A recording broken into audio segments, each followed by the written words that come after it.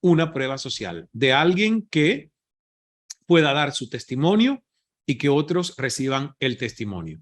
De hecho, fíjense que esto se hace en los libros. Yo en este libro último opté por no hacerlo. Sin embargo, en mi primer libro, que fue El Poder de Escuchar, que era el primero, yo dije, yo no tengo libro publicado, yo quiero prueba social. Y si ustedes agarran El Poder de Escuchar, ahí hay elogios de Don Francisco, Carolina Herrera, Chris Gardner, Jorge Ramos, el periodista de Univisión, Don Miguel Ruiz, el autor de Los 4 Acuerdos, prueba social. La gente es fiel a acciones coherentes y claras. ¿Y cómo yo aplico esto? Pues vas a obtener compromisos activos, previamente conversados, públicos y voluntarios. La simpatía es una fuerza poderosa. La persuasión no se limita a despertar afecto o una buena predisposición hacia tu idea, ¿no? Sino que además de conseguir la simpatía de la gente, hay que hacer que esté comprometida esa gente con lo que tú deseas de ella. Incluso obtener un compromiso que se haga público.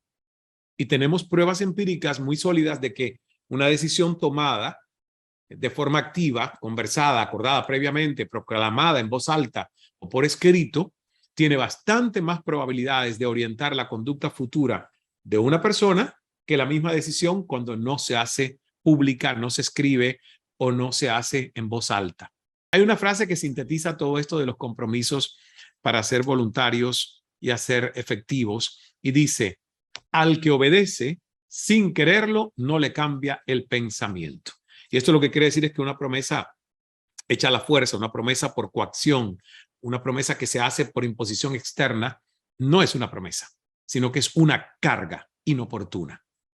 Así que si nosotros queremos conseguir un cambio duradero en la conducta de algún miembro de nuestra tribu, de nuestro grupo, de nuestro equipo, evitemos el uso de amenazas o de tácticas de presión para que realmente te hagan caso. Y lo más probable es que vamos a ver cambios de conductas cuando no usamos intimidación, sino hacemos que la persona haga un compromiso voluntario de cambio. Así que este tercer principio es prueba social. En inglés se le llama social proof. La gente sigue el ejemplo de otras personas que se le parecen. Entonces, ¿cómo aplico este principio? Aprovecha siempre que puedas el poder entre iguales, porque los seres humanos, como animales sociales que somos, recurrimos mucho a quienes nos rodean para saber cómo pensar, cómo sentirnos y cómo actuar. Y es algo que sabemos intuitivamente, pero la intuición se ha visto confirmada por experimentos como el que apareció descrito en 1982 en la revista de Journal of Applied Psychology, que un grupo de investigadores fueron de casa en casa en Columbia, que es Carolina del Sur, pidiendo donativos para una campaña benéfica y enseñando listas de residentes en el barrio que ya habían hecho su aportación a la causa. Y observaron que cuanto más larga era la lista de donantes, más probable era que también hicieran un donativo a la persona a quien se lo pedían. O sea, la lista era una especie de prueba social de cómo debían reaccionar. Lo que nos enseña esta referencia es que cuando la persuasión corre a cargas de iguales puede ser extremadamente eficaz y la ciencia confirma lo que ya sabe la mayoría de los profesionales de las ventas, que cuando mejor resultado dan los testimonios de clientes satisfechos es cuando las circunstancias vitales del cliente satisfecho y del cliente potencial se asemejan. Y este hecho puede que sea una enseñanza muy útil para aquellos líderes que se enfrenten a la tarea de promover, de vender una nueva idea. Imagínate que estás intentando racionalizar procesos en un área y que hay un grupo de colaboradores veteranos que se resiste. Entonces, en vez de tratar de convencerlos con imposición o con alguna palabra desagradable o insistiéndole con las ventajas de la iniciativa, tú le pides a un veterano favorable a ellas que las defienda durante una reunión por ti. Cuando uno tiene prueba social, es mucho más fácil que los otros entiendan cuál es el valor. Es el testimonio de un compañero que tiene muchas más probabilidades de convencer al grupo que el enésimo discurso de un jefe. Pero cuando alguien se para y dice, yo he estado 3 años en este círculo, yo llevo 4 años, a mí me cambió esto, esto, esto y esto, eso es prueba social. Y eso crea influencia y por lo tanto tiene una alta carga de persuasión. Para decirlo en pocas palabras, muchas veces la influencia se ejerce mejor en horizontal que en vertical. ¿Ok? Horizontal. Tienen ustedes más posibilidad de convencer a alguien a que entre al círculo de influencia que la que tengo yo o la que tiene Yonaida. Y muchas veces uno no creería que es así, pero sí lo es. Entonces, pregunta aquí con este principio 3. ¿Qué podríamos aprender o mejorar de este principio con nuestra tribu o grupo natural? Lo que sugiero es que siempre tengas en cuenta una prueba social de alguien que pueda dar su testimonio y que otros reciban el testimonio. De hecho, fíjense que esto se hace en los libros. Yo en este libro último opté por no hacerlo. Sin embargo, en mi primer libro, que fue El Poder de Escuchar, que era el primero, yo dije, yo no tengo libro publicado, yo quiero prueba social. Y si ustedes agarran El Poder de Escuchar, ahí hay elogios de Don Francisco, Carolina Herrera, Chris Gardner, Jorge Ramos, el periodista de Univisión, Don Miguel Ruiz, el autor de Los 4 Acuerdos, prueba social. Era mi primer libro. Ya hoy, la verdad, en español no lo necesito, pero ¿dónde sí lo necesito? En España. Porque por primera vez este año, Sello Diana, Grupo Planeta, va a publicar un libro mío en España. Ningún otro libro se había publicado en España.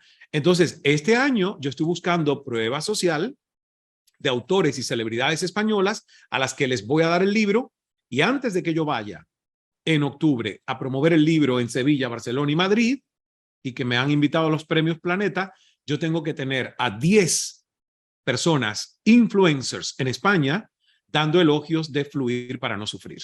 ¿Ves? Prueba social. Porque el que no me conoce a mí en España, pero conoce a Ana Igartiburu, mi amiga, presentadora de televisión española, la que da las campanadas a las 12 de la noche, desde la Puerta del Sol, a ella la conoce toda España, con una frase que Ana Igartiburu pone de Fluir para no sufrir es un gran libro, Ismael Cala nos lleva a un proceso de transformación. Ya eso es prueba social. Ya eso es una transferencia de autoridad de un español que no conoce quién es Ismael Cala, pero sí conoce a Boris Izaguirre, sí conoce a Ana Igartiburu, sí conoce a Alex Rovira. Entonces, prueba social es muy importante, y la pregunta que ustedes tienen que hacer es cómo yo la puedo usar más para lograr persuasivamente tanto éxito en mis comunicaciones de proyectos como muchas cosas en las que necesito que alguien sea un prueba social. Yo he sido, ya perdí la cuenta, prueba social para muchas personas que me han pedido prólogos para sus libros o un pequeño elogio para sus libros. Entonces, con mucho gusto lo he hecho, y sobre todo a personas que han sido parte de nuestra tribu, a las que de verdad les confío, tengo una relación de amistad, de aprecio, de admiración. Ese es el principio 3 y para mí es muy importante también. Principio número 4 es el de la coherencia. Y aquí, bueno, ya ustedes saben que la coherencia es parte de la integridad, que es el principio número 1 de nuestro modelo del líder bambú. Integridad. La gente es fiel a acciones coherentes y claras. ¿Y cómo yo aplico esto? Pues vas a obtener compromisos activos, previamente conversados, públicos y voluntarios. La simpatía es una fuerza poderosa. La persuasión no se limita a despertar afecto o una buena predisposición hacia tu idea, ¿no? Sino que además de conseguir la simpatía de la gente, hay que hacer que esté comprometida esa gente con lo que tú deseas de ella. Incluso obtener un compromiso que se haga público. Y tenemos pruebas empíricas muy sólidas de que una decisión tomada de forma activa, conversada, acordada previamente, proclamada en voz alta o por escrito, tiene bastante más probabilidades de orientar la conducta futura de una persona que la misma decisión cuando no se hace pública, no se escribe o no se hace en voz alta. Fíjense qué interesante. Por eso es muy importante que uno pueda hacer un compromiso con otros. Porque, por ejemplo, hubo un estudio donde se estudiaron en un experimento 2 grupos de estudiantes universitarios, y en un primer grupo los voluntarios tenían que registrar un formulario impreso conforme estaban dispuestos a participar en un proyecto sobre el SIDA en la enseñanza pública. Y los voluntarios del segundo grupo no se les dio formulario ninguno. Entonces solo se les invitó verbalmente explicándoles el proyecto y la participación voluntaria. ¿Y qué creen ustedes? Al cabo de pocos días, cuando se presentaron los voluntarios, el 74% eran estudiantes del grupo que había manifestado su compromiso firmando el formulario. Hay que enviar un formulario, la gente envía respuestas y firma que está interesada en participar. Porque para algo nos deben servir todas estas clases y los estudios.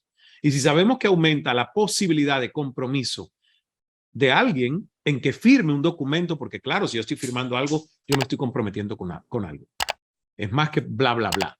Entonces, para un líder que quiera ver cumplidas sus indicaciones por parte de un miembro de su tribu, la estrategia está clara, señores. Tienen que ponerlas por escrito, ser ejemplo de un compromiso escrito. Por eso se hacen contratos. Muchas veces de manera informal, hay líderes que dan roles, tareas, pero no se escribe nada. ¿Y después qué pasa? La posición se distorsiona, no se sabe si se cumplió el alcance, se genera desequilibrio, hay incumplimiento, no hay cómo medir. La mayoría de la gente quiere dar una imagen de coherencia.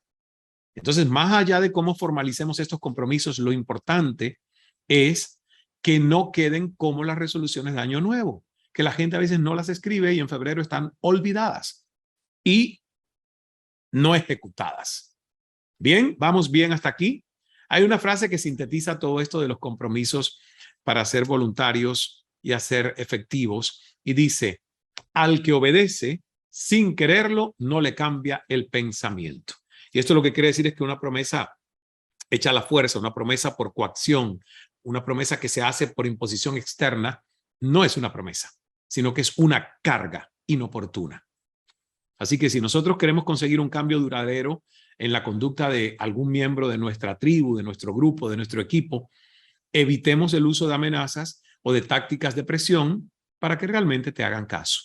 Y lo más probable es que vamos a ver cambios de conductas cuando no usamos intimidación, sino hacemos que la persona haga un compromiso voluntario de cambio. Así que ahí estamos en el principio 4, que es la coherencia. ¿Vamos bien con el cuarto? ¿Sí? Muy bien. Entonces, tomen nota sobre coherencia. ¿Qué ideas les resuenan de este principio? Nos quedan 2. Entonces, el principio número 5 de los 6 que vamos a ver hoy tiene que ver con el principio de autoridad real. Autoridad real. La gente respeta a los expertos. La gente respeta a la gente que tiene conocimiento, ¿verdad? Entonces, ¿qué implica esto? ¿Cómo tú aplicas esto? Bueno, pues tú tienes que dejar claro tus conocimientos. Hay gente que le llama esto cantar. Ay, no, pero es que yo no canto, yo no pregono lo que sé. Y yo le digo a las personas, ok, a ver un momentito. Si tú no dices lo que sabes, tú estás asumiendo que la gente es adivina. ¿Cómo yo contrato a un coach si ese coach no se anuncia? ¿Cómo yo contrato una consultoría si yo voy a una página que hoy es todo virtual y esa persona decide no contarle al mundo lo que sabe, lo que puede hacer, cuál es su método? ¿Cómo lo contrato? Entonces, autoridad real es que yo sepa con realidad dónde está tu expertise, dónde están tus conocimientos, ¿verdad? No podemos dar por sentado que son de dominio público. A mí me pasa constantemente. A mí todavía personas que me preguntan, ¿a qué te dedicas ahora? Yo te veía en CNN. Hace 6 años yo salí de CNN. El chiste más grande es el que todavía me encuentro, me acaba de pasar en Honduras, en Colombia. Gente que me ve en los aeropuertos y me dice, te veo todas las noches. Y yo le digo a esa persona, pero ¿dónde usted me ve? En CNN. Y yo la verdad me quedo así, yo digo, pero ven acá, ¿me estará confundiendo con Fernando del Rincón? A Camilo no me le parezco, quizás a Fernando un poco, no sé con quién me... Hace 6 años yo no estoy en CNN. Hay personas que me preguntan, ¿y a qué te dedicas ahora? Porque sé que no estás, ¿ves? Entonces, es importante que nosotros sepamos que los demás no tienen por qué saber lo que está en nuestra cabeza. Nos toca a nosotros comunicarlo. Ir actualizando ese perfil, esos conocimientos, esa expertise. Hace 2000 años, el poeta romano Virgilio daba un consejo muy sencillo a quienes querían tomar una decisión correcta. Y el consejo es, haz caso a un experto. Entonces, como consejo, la verdad que yo no sé qué tan acertado es, pero como descripción real de la conducta humana, ejemplar. Porque si los medios informativos, por ejemplo, presentan la opinión de un experto reconocido sobre un tema, el efecto en la opinión pública es demoledor. Los cínicos alegarán que estos descubrimientos no hacen más que ilustrar la dócil sumisión de los seres humanos. Pero hay otra explicación más apropiada, y es en la complejidad de la vida contemporánea, un experto bien elegido ofrece un camino valioso, un camino eficaz hacia la toma de buenas decisiones. Y eso es lo que tenemos que entender, que los líderes que pretenden tener una patente de su dominio de tema, lo tienen un poco más difícil. Porque no hay que colgar títulos en la pared, eso no basta. Y que la gente se fije en tus títulos, tampoco. Yo creo que nosotros tenemos que entender que hay en este momento oportunidades para poner de manifiesto nuestros conocimientos. Por ejemplo, contando anécdotas sobre el día en que logramos resolver un problema parecido, aprovechando la cena para recordar los años dedicados a dominar una disciplina compleja sin alardear en el curso orgánico de una conversación. Es como cuando los que han venido acá al Speaking Academy, yo les hablo de ethos.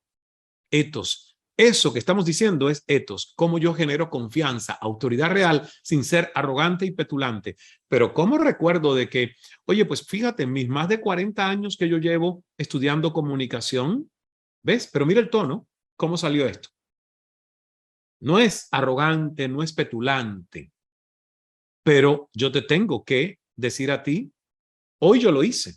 Aquí en el Cala Center estuvieron los representantes de una empresa de multinivel, pero gigante, y están buscando una posible solución con nosotros corporativa. La reunión la tuvo Bruno, yo no la tuve, pero en el momento en el que ellos socializaron conmigo, yo les dije, yo no sé si Bruno les contó, pero nosotros llevamos más de 400 empresas impactadas en toda la región. Y por cierto, la empresa más importante, que es la de Norma Díaz, miembro del Círculo de Influencia, estuvo con nosotros y estamos hace más de 4 o 5 años haciendo una academia de liderazgo ininterrumpida. Volvemos ahora en noviembre a San Diego. Y es en inglés, porque además quería despejar varias dudas al mismo tiempo. Pero toda una conversación muy amable, muy orgánica. Pero si yo no digo eso y no implanto en la psiquis de esas personas que van a tomar esas decisiones de que nosotros somos una posible gran opción, yo no puedo intuir que ellos saben lo que hacemos, aunque Bruno ya se los haya dicho. Ese es el principio número 5 de autoridad real, porque la gente respeta a los expertos. Si yo quiero, mira, ahora mismo, aquí hubo una gotera de un techo. Nosotros tuvimos que buscar un experto porque yo no puedo tapar una gotera. Y yo quiero saber que esa persona que viene a tapar una gotera y restaurar techo en el Cala Center tiene experiencia y es exitoso y sabe lo que hace. Y no nos va a cobrar dinero por gusto con un trabajo mal hecho. Eso es este principio. Pregúntense ustedes qué podríamos aprender o mejorar de este principio en mi tribu, equipo o grupo. Y hacen una notita. Y vamos al principio número 6, que es el último de los que vamos a ver hoy, y tiene que ver con la escasez. Este es un arma de doble filo, porque se puede usar no manipulativamente y se puede usar de una manera muy engañosa y manipulativa. Entonces, la gente quiere más de lo que menos se puede tener. La gente quiere más de lo que menos se puede tener. ¿Cómo lo aplico? Bueno, pues hay que destacar las ventajas singulares y la información exclusiva, ¿verdad? Hay que informar sinceramente. Por ejemplo, un compañero de trabajo que tú le dices, oye, tienes una ventana de oportunidad a punto de cerrarse, ¿eh? Porque si tú quieres que la jefa te escuche antes de que se vaya 2 semanas de vacaciones, hazlo ahora, que ya, ¿ves? Es escaso el tiempo que te queda, aprovéchalo. O como hacen las ofertas de Navidad, aprovecha esta oferta muy atractiva de compra de este producto que está disponible solo por las próximas 24 horas. Es lo que pasa aquí en el Black Friday, se llama Black Friday, que la gente se vuelve loca por el Black Friday, porque sabe que es una ventana de escasez y oportunidad a precios muy competitivos y que se acaba. ¿Qué pasa con este principio? Incentiva de un modo drástico a la toma de decisiones, a la acción. Nosotros lo usamos. Yo voy a hacer un disclaimer, pero no es manipulativo. Es real. Cuando nos estamos acercando a que un evento ya nada más le quedan 5 cupos, nosotros ponemos un cartel que dice últimos 5 cupos, casi sold out. ¿Ves? Y en realidad no es como muchos artistas que dicen la gira del retiro y después vuelven y hacen otra y otra y otra. Se supone que uno sea honesto. Cal Speaking Academy tiene capacidad para máximo 20, 24 máximo. Si ya nosotros nos quedan 5 cupos, vamos a poner solo 5 cupos. ¿Ves? Y se puede utilizar el principio desde la verdad y no desde la manipulación. ¿Por qué? Porque hay gente que funciona así. Y los latinos, yo no sé por qué, funcionamos a última hora, cuando ya todo se está acabando. Ay, sí, yo quería, pero no lo compré. Ay, ya quedan 5 cupos. No, a lo mejor ya te quedaste sin cupo. ¿Ves? Entonces, todo esto está validado en estudios que se han hecho. Por ejemplo, la revista de Organizational Behavior and Human Decision Processes, ellos hicieron estudios sobre las posibles pérdidas y dicen que pesan mucho más las posibles pérdidas en la toma de decisiones que las posibles ganancias. Fíjense cómo somos los seres humanos. Nos importa más lo que podríamos perder que lo que podríamos ganar. Entonces, el poder de convicción de la exclusividad puede ser utilizado por cualquier líder y es algo que uno tiene que usar con principios, con integridad. Y obviamente, realmente sabemos que cuando los productos se escasean, suben de precio. Es la ley del mercado. Algunos hacen esto y aquí les voy a poner en este principio una ley que yo aprendí que me gusta mucho, que se llama ley de ausencia programada. ¿Qué quiere decir esto? A veces hay que sacar del mercado un servicio, un producto, para generarle valor. Esto se puede hacer para bien o se puede hacer para manipular. Nosotros sabemos que cuando hay escasez de algo, se va el arroz y llega el arroz duplica su precio. Entonces, todas estas cosas son leyes que se aplican también en la economía. Pero hay frases donde tú puedes crear urgencia, como acabo de recibir este informe. No lo distribuirán hasta la semana que viene, pero quería que lo vieras antes. ¡Wow! ¿Ves? Tengo exclusividad. Yo hoy a ustedes, persuadiéndolos, no manipulándoles, usé esto. Y les dije, acabamos hoy de hacer la presentación interna de Calamundos India, que además no es mentira. Ahí está Helio, está Dayana, está todo el equipo sabe. A las 2 de la tarde hoy estuvimos 1 hora viendo todo el itinerario, reuniéndonos. ¿Cómo vamos a promover este viaje? ¿Por qué es tan único y extraordinario? Y hoy yo vine y les dije a ustedes, esto no ha salido todavía al público general. Ustedes son los primeros que pueden reservar sus cupos. Ustedes toman acción. Los interesados, hablen con Yonaida. Entonces, esa es una manera de utilizar este principio, porque todos nosotros queremos sentirnos que somos especiales. Y fíjense, si a mí me ocurrió con Tony Robbins, que yo nunca fui a un evento presencial de Tony Robbins, todavía ha sido por casetes, discos, internet.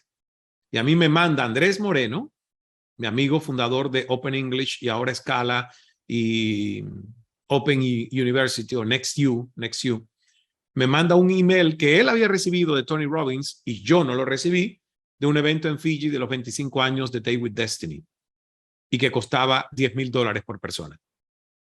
Más el viaje, más el hotel, más todo.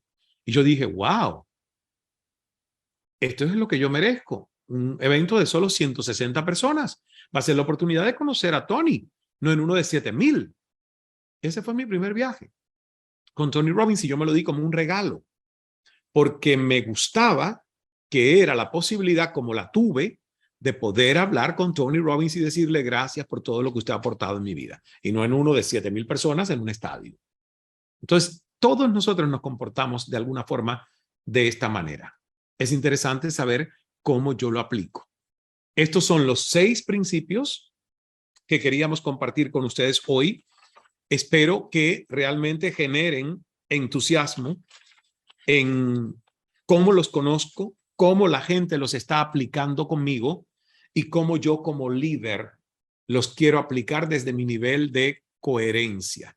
Y cómo encaja todo en nuestra intención de persuadir, porque estos 6 principios de la persuasión no tienen nada de oculto ni oscuro, al contrario, codifican claramente cuál es nuestra comprensión intuitiva de cómo las personas evalúan la información y toman decisiones. y por eso la mayoría los entiende sin problemas, aunque carezca de formación académica o psicológica.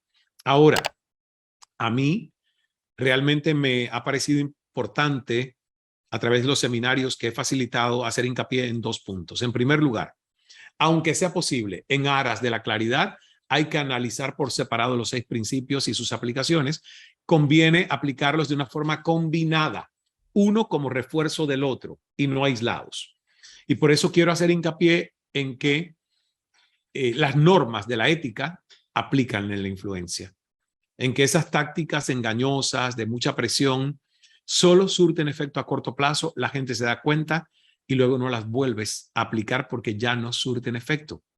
Entonces, son perniciosos estos mecanismos, sobre todo dentro de las organizaciones que no pueden funcionar debidamente si no están cimentadas en la confianza y la cooperación.